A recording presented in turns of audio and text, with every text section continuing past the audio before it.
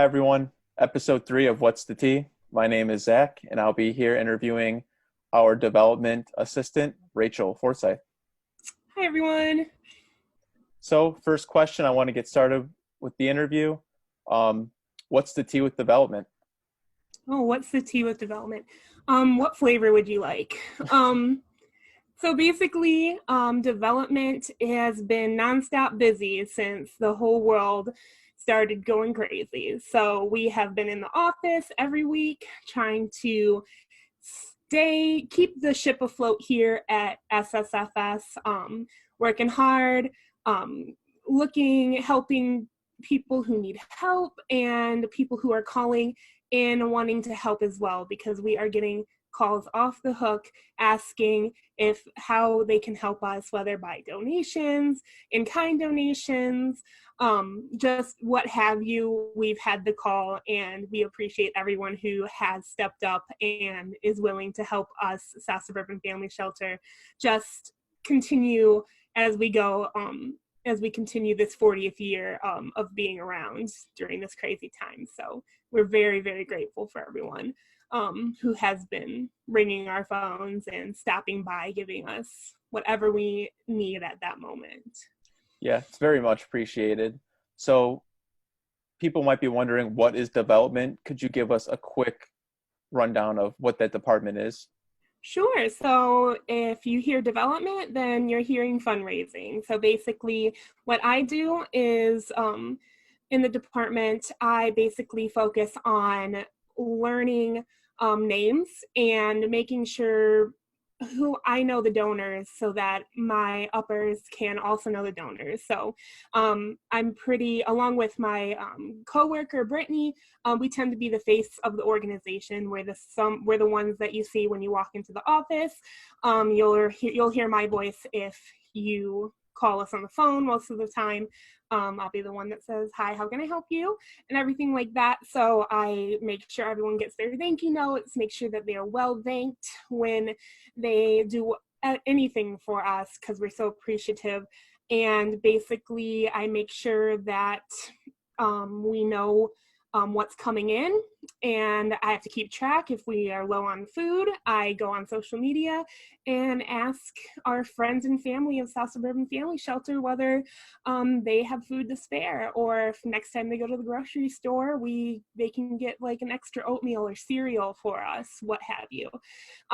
So yes, I that's what I do. I also help with almost anything. So when we have events coming up, I help with setup, I help with takedown, I help gathering, all the things that we need. Basically, if it's something to do with development, I'm always there to help out. So I am always grateful to be there to do whatever. And then, as you know, I'm also the administrative assistant. So I help you guys, the community education department, and anyone in our building. I'm there to help. Awesome. I know it's a loaded question whenever I ask what a department is or what do you do, because every single day always looks differently. Um, Mm-hmm. Now, people have been wondering during this time, how could they help? Is it best to call ahead? Is it, do we want people dropping into the office for in-kind donations? Could you speak about that just a little bit? Oh yeah, for sure. So during this time, especially, we love donate. We have a basic donation list that we always need. You can find it online on our website. If you come in, we have it right by the door. Basically, what we always need: non-perishable food items, baby formula, baby food, diapers, uh, shampoo, conditioner, any kind of hygienic products, and pretty much anything except clothing. So what we don't take is clothing, shoes, toys, um, books, anything like that. So if you're spring cleaning and you have that, that's wonderful. And we really appreciate the calls that we get when you are considering donating those items to us. It's just unfortunate that we don't have the storage space in our facility to carry those. So we partnered with another organization in the community called Open Access. You can find their information really easily online as well.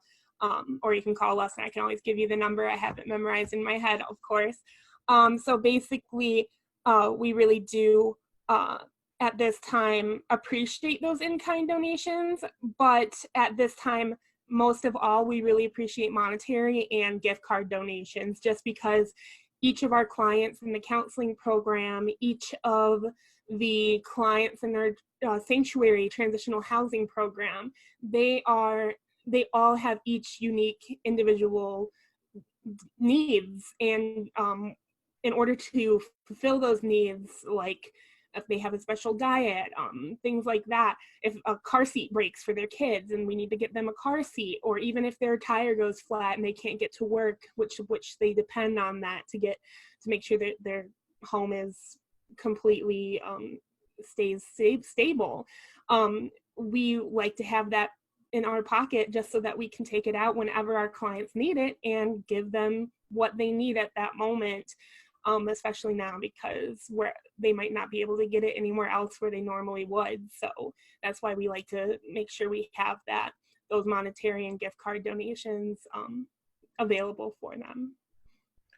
And is it true that if someone wanted to donate clothes to Open Access, that our clients could go there and yes, pick those things up? Of course. We have a really, really close relationship with Open Access. They're a community closet, so we can pick up the phone and our contact over there. He is ready at the drop of a dime just to bring whatever. I can tell them we have a family who just lost their house in a fire. All their clothes were gone. Their sizes are 8 in kids, 12 in teens, whatever. And he will bring and label every bag of clothes for each of the individuals in the family. And Nick, you're amazing if you're watching this. So thank you so much for always being there for us. But for sure, if they want to go there themselves, we can call them up and they will host like a private shopping experience. They don't really pay for anything, but so that, they don't have to be afraid to go there or ashamed to go there to get help, or because they are domestic violence victims, they want to remain confidential and things like that. So that's never a problem with them. Yeah, of course. And so with the monetary donations, we have a link on our website at ssfs1.org. And was there any other way that people could do the gift cards or the monetary donations? For sure. There's always snail mail. So you can always pack it up and send it to our address at the Harwood office. So that's basically 18137 South Harwood in Homewood, Illinois, 60430. Would be very grateful if you would like to contribute during this time. So awesome. So we can transition a little bit. I know fundraising never quite ends. The public facing relationship building, that is a constant builder, whether we are in our houses or business as usual. So we can pause there for right now. I was hoping to maybe hear a little bit about what drew you into domestic violence work and the agency. Sure. So it is a great feeling right now just to be here and to work in a domestic violence agency, especially since it is the exact agency 10 years ago where my mom sought help. In her situation, she experienced domestic violence when she was young, and she was just having a really tough time in her life where she needed this help to help her understand her feelings and emotions. And I was a freshman in high school, I believe. And what's really great is that I could tell just the stark difference of my mom before and after being in such a counseling situation. I was even counseled there for a little while.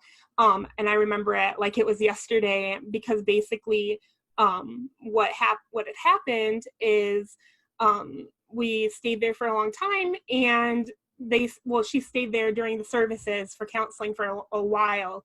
And during the time, it was this program called Back to School Angels, which basically is we have donors who adopt school kids and pretty much supply everything that they need for the Back to School Angel program for this new school year, because I was just entering as a freshman in high school. I needed one of those fancy calculators, and at the time we didn't have a great resource for financially. And it was just a huge relief to my mom. I could tell that they were able to help me get into that next stage much more easily than someone else. So fast forward a little bit later, I had always had this organization in my mind. My mom had unfortunately passed away when I was a senior in high school. And after that, like, again, just the counseling that helped my mom and everything like that, it just stuck with me, and it stayed with me through college, where I ended up working with a homeless shelter for women all 4 years of college. And then when I graduated, I was job searching, and South Suburban Family Shelter was right on the top of the list. It said we needed an assistant. So I ended up just came full circle. What inspired me ended up making me be here today. So that's really my story. And you know what's great is that when I go to events and things like that, I see people who knew my mom because they were in group counseling together, and they always just come to me with tears in their eyes, which make me want to cry, just saying that, like, oh, I knew your mom, she was an amazing person, we miss her so much. And it's just it's really great to run into them, seeing people who remember my mom and everything like that. So it's been a really great journey for that. That is a really great story, and I'm really thankful that you shared it for everyone, because people might hear the video and make a decision, or maybe they have someone in their family in a similar situation. And I think it just goes to show how it wasn't even necessarily violence happening in your household, from what I understand, but it still had all these effects that went all the way back down to you. And just by your mom getting help and you getting help, you were able to help so many more people in the long run. Think about that. And all those people that you saw that were in the group together with her. So it just really, it multiplies when one person gets help, and they sort of spread. Exactly. So that's why I really love just being here, being in this development department, because it gives me a great feeling just to help put something back into something that once helped me and everything like that. So still have the calculator, it's somewhere, but there's this calculator that I just loved it so much because it was like the fanciest calculator. And whoever adopted me at that point, thank you. I really appreciate it. Still remember it. So if you guys are considering doing Back to School Angels in the future, near future, I hope, you can consider working with us and having a long-lasting impact on a future child. Absolutely. So no shortage of motivation for you to go to work every single day. No, sir. Is there anything else you wanted to share before we give this interview a close?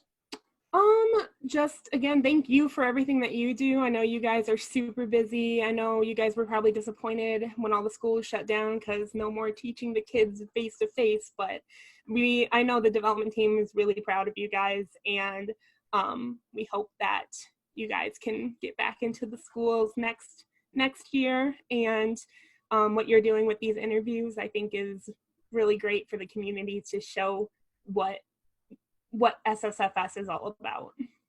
Oh, I appreciate that. Thanks for doing this interview, Rachel. And anyone else who's listening, feel free to comment, like, and share. Thanks for tuning in, and we will be back next Tuesday. All right, bye. Bye.